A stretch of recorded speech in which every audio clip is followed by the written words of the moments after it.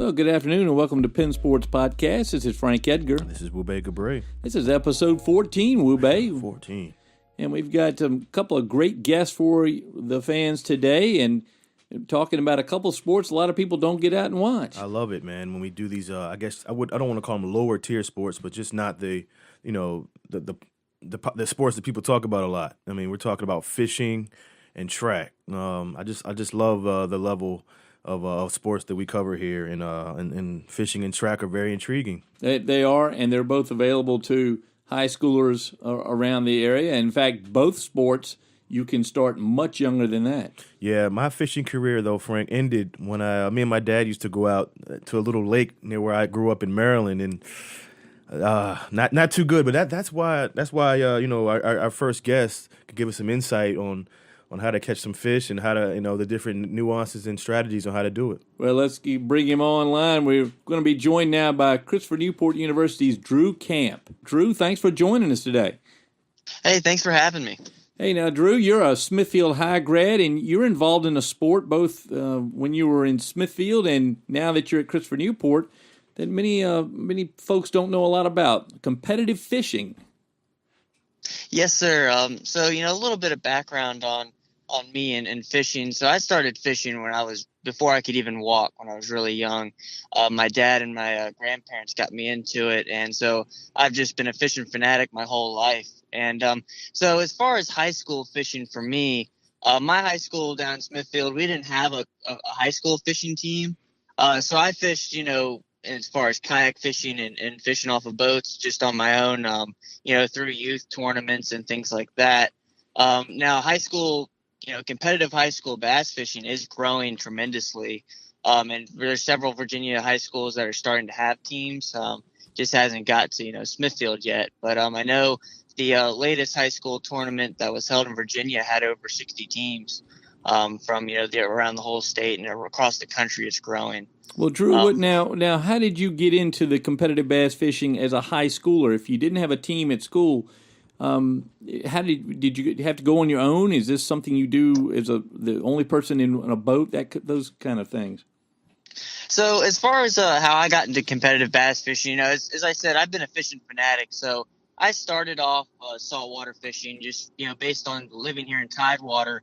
That's the big thing. And but when I was about 13, 14 years old, freshman, sophomore in high school, I learned that if I wanted to do this as more of a living standpoint, and actually, make something of fishing, I had to go into bass fishing. That's, it's the way to put it. That's where the money is. And so I started to switch gears and start bass fishing. And I really got into following competitive bass fishing as far as the pro series and everything like that. And when I started, I didn't know that there was a high school, bass fishing tournaments. So I just fished out of my kayak, and I fished local, club tournaments and things like that.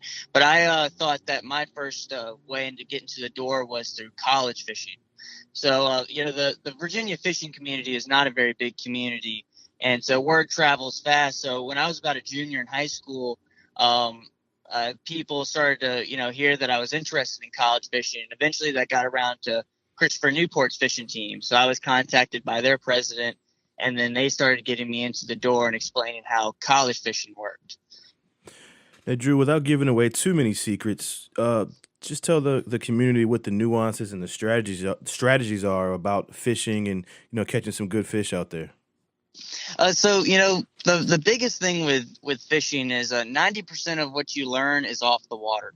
I spend a whole, maybe a little bit more than I should with school and everything. I spend a whole lot of time learning about the fisheries that I'm going to go into. So, you read reports, you read articles about, different techniques, you study a lot of maps. So as I said, most of my time is spent, before I'm even on the water, learning about the fishery itself.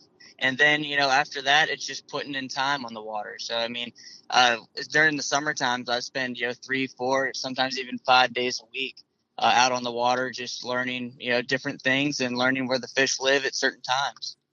Well, Drew, let's talk a little bit about this tournament you were involved in just yesterday. Tell the folks a little bit about how big a tournament it was, where it was, that kind of thing. So yesterday I was at Smith Mountain Lake, which is out, in the western part of Virginia near Roanoke, and that was the FLW, which is the fishing league worldwide. That was their college northern region stop number one. So basically, there's so many college teams across the country. The tournaments, directors break the country into regions. So Virginia is in the northern region, and that encompasses the entire Northeast. As far west as Tennessee and Kentucky, and as far north as, Maine and Michigan. And basically, this was stop number one. You have 3 tournaments a year. The top 10 qualifiers from each of those tournaments move on to the national championship, which is then a combination of the top qualifiers from every tournament series across the country. Now, did Drew, did you go out with CNU? Yes, that was with Christopher Newport. Okay. And then how many guys on your team over there? So we had 2 boats at this tournament, which is 4 members of our team. That's one of the trickier things about college fishing is the school. Depending on the school, you might get more from the school than other teams, but you really have to provide your own boat or know somebody who has a boat. So at these tournaments, you have somebody with grandpa's boat, you got somebody with their neighbor's boat, somebody with their own boat. But there's a very a wide net as far as who's fishing these tournaments. How many total colleges do you think were represented yesterday? I don't know an exact number, but I know that a number of around 70 teams was mentioned. So that's 70 different schools from around the Northeast. So that's how many boats total? How many boats? That was 112 boats were registered for this tournament. So you have 2 anglers per boat, so well over 200 anglers. So, Drew, I mean, it sounds like this sport, it's a growing sport. How much more growth do you think the sport has to offer for a lot of the kids? And if so, what kind of advice would you give someone that was interested in doing it? So this sport is going to continue to grow. I mean, this it's very early on in its history right now. I think we're in close to our 12th year as far as a collegiate program, and it's going to continue to grow. Last year, the tournament, the Smith Mountain Lake tournament was 78 boats, and this year was 110. There's been a couple tournaments already this year in other parts of the country that have had well over 200 boats. So this tournament series is just going to continue to grow. And as far as, I'd recommend to anybody who's looking to get into it to definitely, talk to people. That's how I got into it is, reach out to the members of different bass fishing teams, as either high school or college, and then just talk to them. It's a great group of guys. They're always willing to talk to you, help out, and just start talking.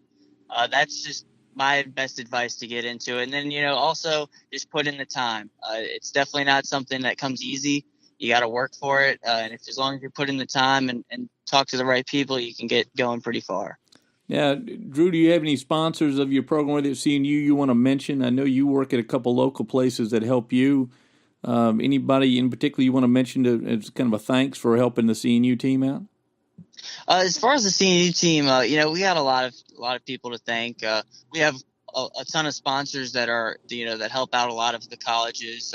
So companies like 13 Fishing, P-Line, they help us get our tackle and things like that, Trocar hooks. And then we also just got to thank the parents. They're a huge support factor. My mom and dad, helped me out a ton.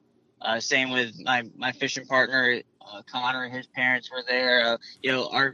Our families are really our main supports here, and so we always have to thank them the most. And I want to finish with you, Drew. I want to talk to you a little bit about your relationship with kayaking in particular. I understand, when I first met you, you were already sponsored in the kayak world.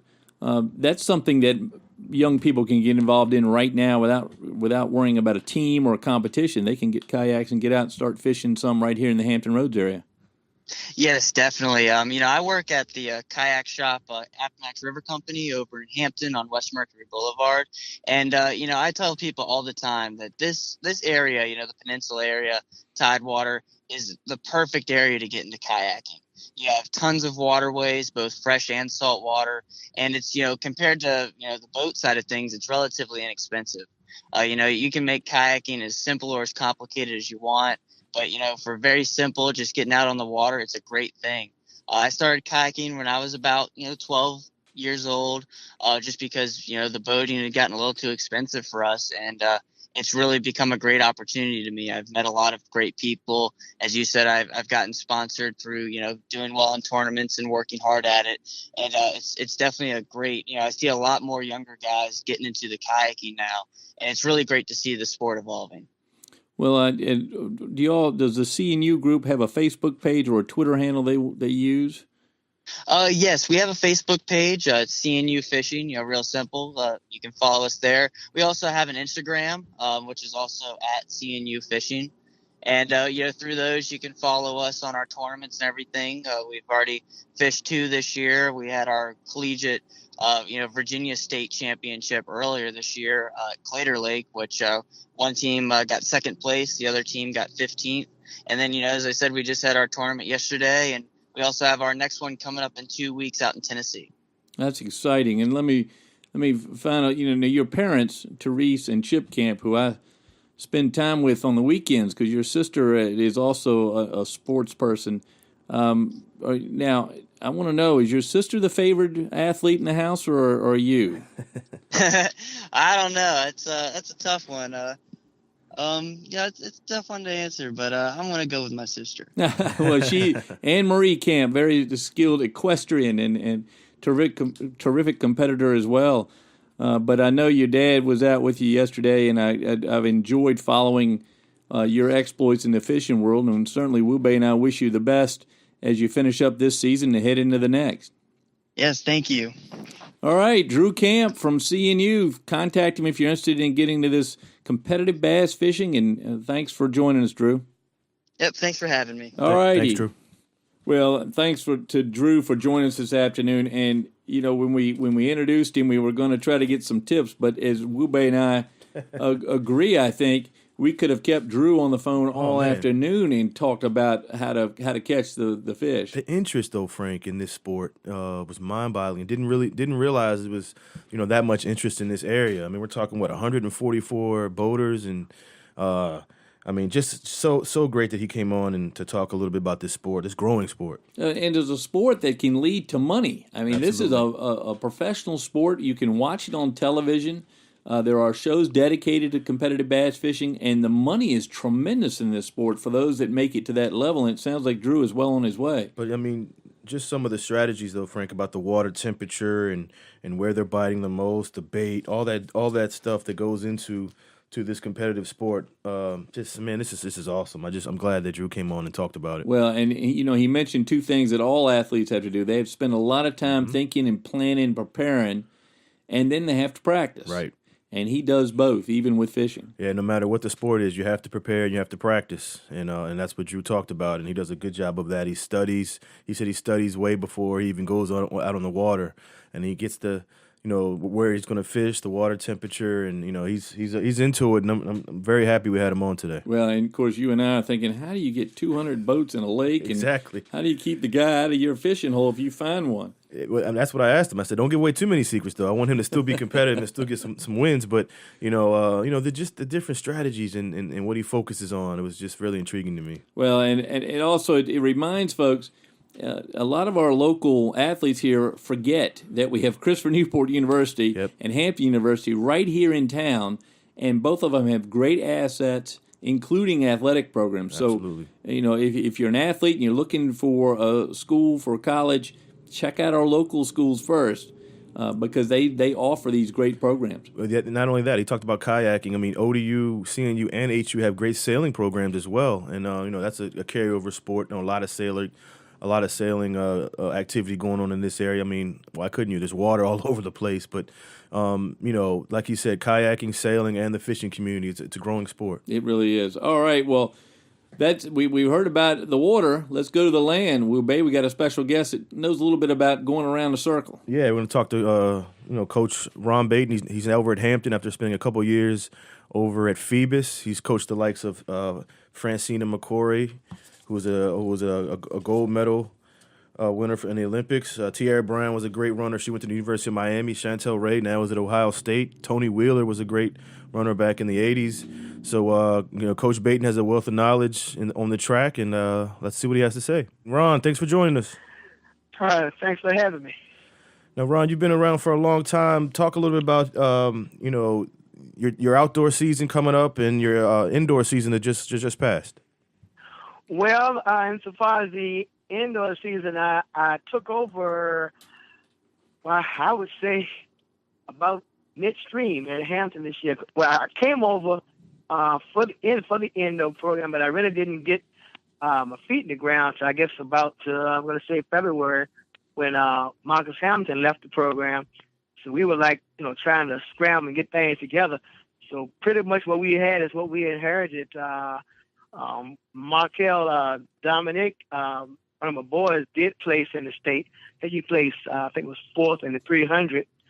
Our boys 4x400 team. I'm sorry, 4x200 team.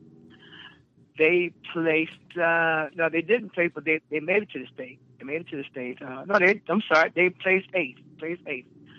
And so far as the girls, let's see, we had one, two, three. I want to say about 4 or 5 all-state performers, right off the top of my head. So, Ron, for the indoor season. Ron, is that strength of program carried over into the outdoor season? In theory, yes, but sometimes a lot of things happen. You can get injuries. You can get have academic casualties. We haven't had the academic casualties, but we had a couple of injuries.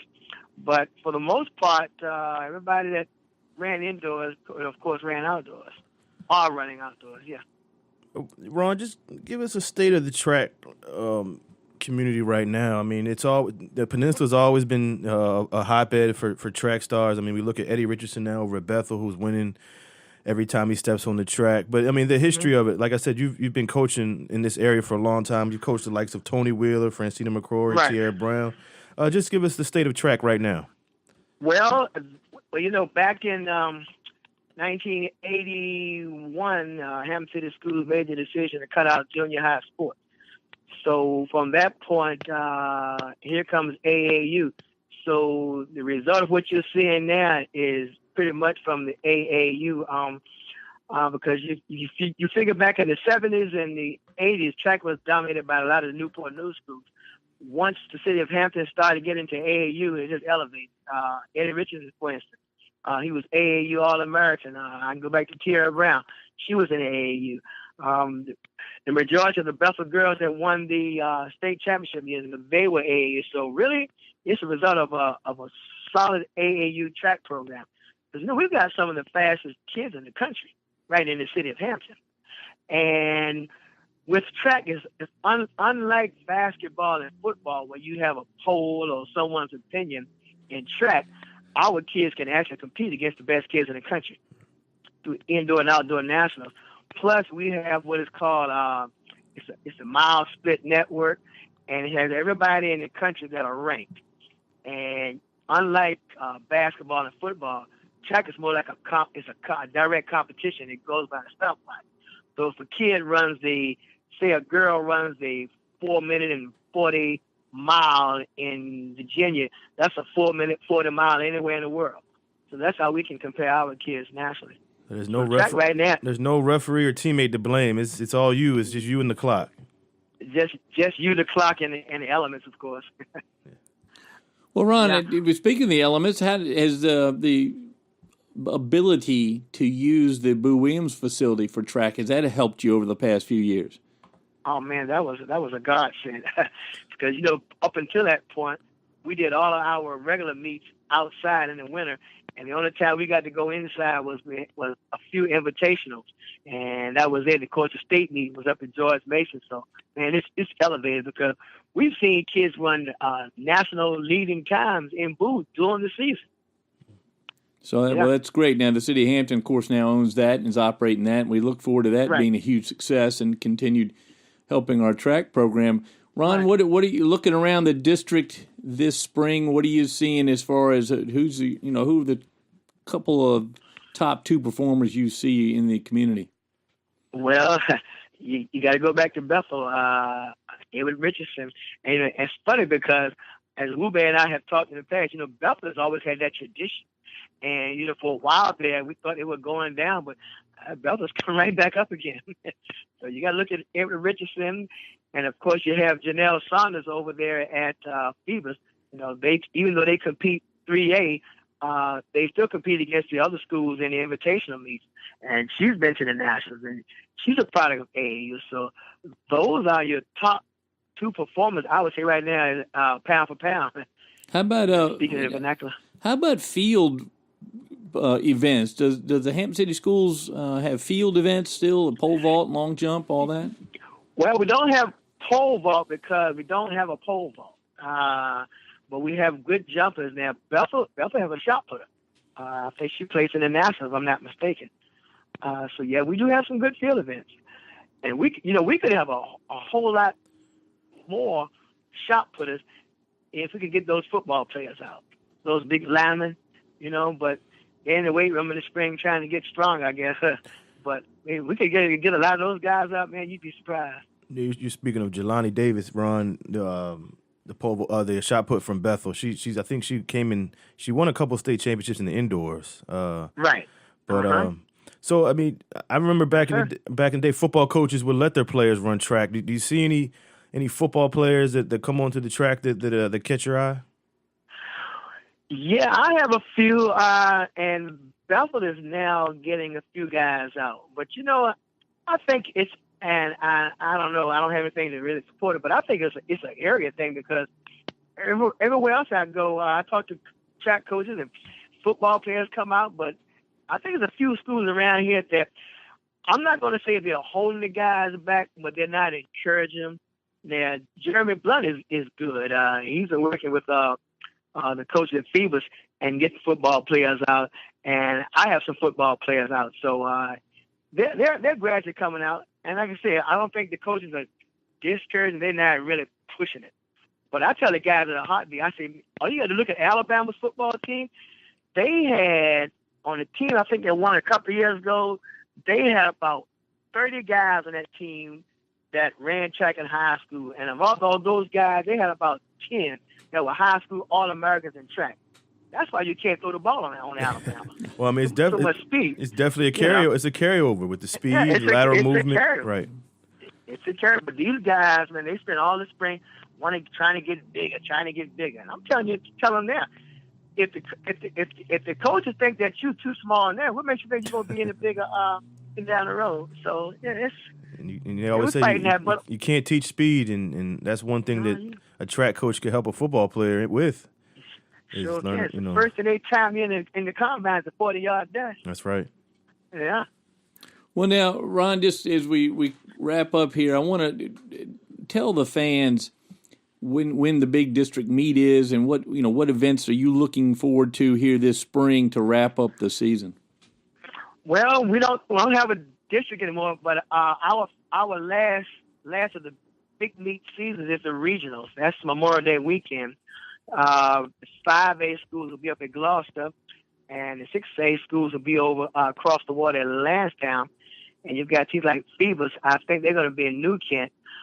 We're looking at Janelle Saunders. She probably will win the state in some events. We got Avery Richardson, and we got to look at that Bethel 4x400 team. They're going to be something regular because they won the state indoors. So they're going to be your prime performers. And of course, you have Dejon Hilliard. He's a hurdler coach at Phoebus. My last 2 years over at Phoebus. Dejon may win the state this year. Well, that's outstanding. Now, these events are obviously open to the public. I would like to encourage our fans to the Penn Sports Podcast to get out and see these things because it's a lot of fun, and you get to see some really future Olympians will be on these tracks at these big meets. Most definitely, and it doesn't cost that much to go to a track meet. And again, like you said, you're looking at future Olympians, future D1 athletes, and some of the best in the country right in our backyard. That's outstanding. Well, Ron, thank you so much for joining us this afternoon. We love hearing about what you're doing over there at Hampton and on the Peninsula with your AAU work.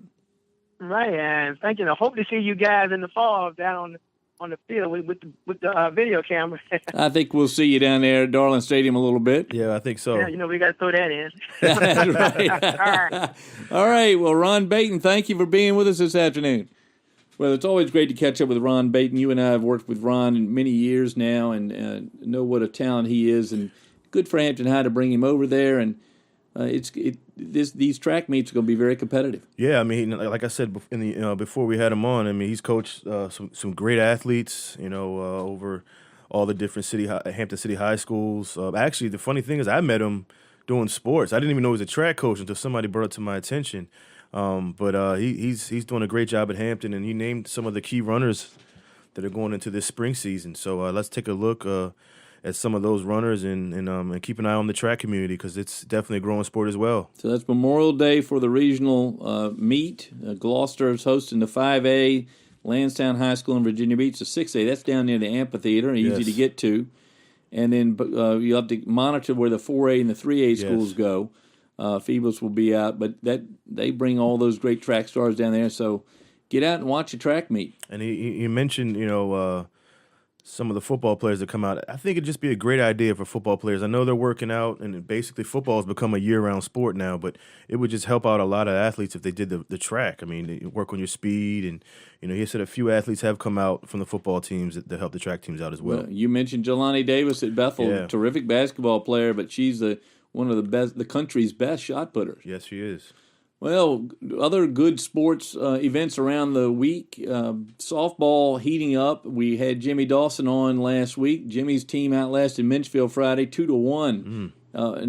He's probably disappointed at the lack of offense. Right. He mentioned that. But Lindsay Modar, once again, she not only pitched well, but she went 3 for 3, doubling twice and struck out 10 from the mound. She is the real deal. Definitely the real deal. But again, you put your ace out there, you want to get a couple runs, but they get 2 runs, and that's all she needed for the 2-1 win. And Ashley Meredith up at York, she gets another win. They win it 13-7 over Bruton. That's a good ball game. And then in the matchup of undefeateds, Tab beats New Kent 11-4 Friday in the Bay Rivers district up there. Both teams came in undefeated. Sydney Jacobson driving in 3 runs and went 3 for 4 for the Tigers.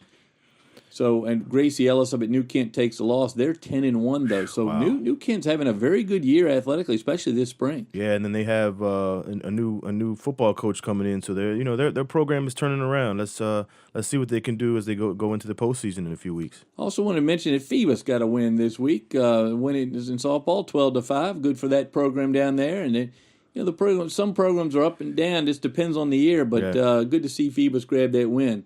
On the baseball diamond, Minchfield, once again. They like living life on the edge, don't they? They do, but they right now are playing very well. Phil Forbes V leading that squad. He's mentioned in the Daily Press most every week. Yeah, I mean, they came with had 6 runs late to beat Woodside to give them their first loss, before they lost to Gloucester, and then a 11-run deficit, Frank, to beat Denby the other day. Well, they're playing well. They beat Warwick 13-2 on Friday. Gloucester knocked off Woodside. That's the Woodside second loss in about a week. So a tough loss to the Gloucester squad. But, they're Woodside standing 8-2. Yeah, they looked unbeatable a couple of weeks ago, and they got 2 losses. But again, they're in the 6A, and they're no district championship, no district tournament. So everybody goes to regionals based on record. And before we get to soccer, I want to mention Kickingham moved to 6-1 in girls tennis. They beat Bethel 9-0. So the Kickingham team, we talked about them when we had Sonny Dirth on the phone, but they're playing very well this year. But they beat Bethel 9-0, so they didn't drop a match there.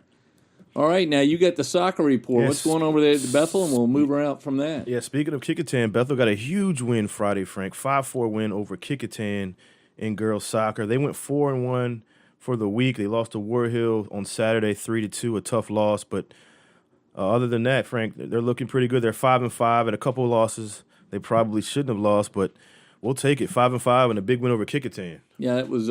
Is it Giovanna Thompson? Giovanna Thompson. We call her Gio. Yep, Giovanna Thompson. I think she had 4 goals that game. 4 goals, yep. and Kickatann's Reagan Walter had 3 for her squad. She's a good player as well.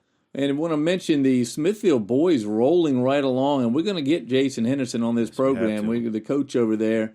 The goalkeeper had his 4th shutout of the season, and the Smithfield team now 7-1 beat York 4-0. We always forget about Smithfield. They're always sneaky good. They have a good program up there in a lot of sports. I mean, they have always respectable in softball, as you said. Boys and girls soccer are good. Football team's always in the mix. Good program over there in Smithfield. So great games all around the district. And we want to mention the equestrians. We've had this weekend is the IEA Nationals, where you have both middle schoolers and high schoolers competing all over the country, and they work their way to this particular event. It was held in Syracuse, New York this weekend, and Michael Lacchio, a 7th grader at Walsingham Academy, he was one of the few Peninsula representatives. In fact, he was the only Peninsula representative to make it to the Nationals. He rode yesterday in Future Novice on the flat. And folks, if this IEA is, you don't bring a horse, you draw horses at lot from the group there, and you literally jump on them and ride off doing either a flat course or jumping over fences. But Michael, a 7th grader up there at Walsingham, was our local champion and got up there to Syracuse and had a good ride this weekend. He was joined by his teammates at Willow Pond, Maggie Elliott and Hannah Vavrasek. The three of them are the three amigos from Willow Pond. Their coach up there is Chelsea Liming. So I know she's very proud of Michael, and the other young ladies got to go and watch him. So that's, what, 8th in the country, you said? Michael didn't place, but the person from over in Virginia Beach, Carol Walters, finished 8th in her competition. She rode Friday morning. It was live webcast. Was it? From Syracuse. Nice. If you ever, it was as formal as you would expect a horse event, but she finished 8th. She rode in the varsity, so she's a high schooler. She rode in the 2-foot 6-inch fences, and again, you draw a horse that you've never ridden before. In fact, for these riders, you've never even seen before. You get on them. You memorize the course, and off you go, and you hope the horse responds to you. And Frank, you know how hard that is. I mean, you've gotten used to Holiday, and you know her technique, and she knows your Hannah Gray's body type and everything. So getting on a horse that you have no idea what they're capable of doing, and that's tough, man. It's really, really tough for the rider. Well, great. 2 equestrian events this coming weekend. On the Saturday, we're at Drinkwater in Williamsburg. That's the Middle Peninsula Horse Show Association. And then back over in Wakefield at the Airfield 4-H Center over there in Wakefield for the Hampton Roads Horse Show Series' show on the 29th. Hopefully, we're not going to both. But you might have to. Yeah. Now that I've mentioned it, I'm probably doomed. But again, baseball, softball, soccer, tennis, track, all going at one time here. Probably about another 2.5 weeks left before the regular season's over. So teams are trying to, jockey for that last couple spots. I know the Bethel girls soccer team they're 9th right now, and only 8 teams go in the regionals. So everybody's trying to get that spot. Of course, you can't qualify in the district playoffs and district championships anymore. It's just you go straight to regionals, Frank. So.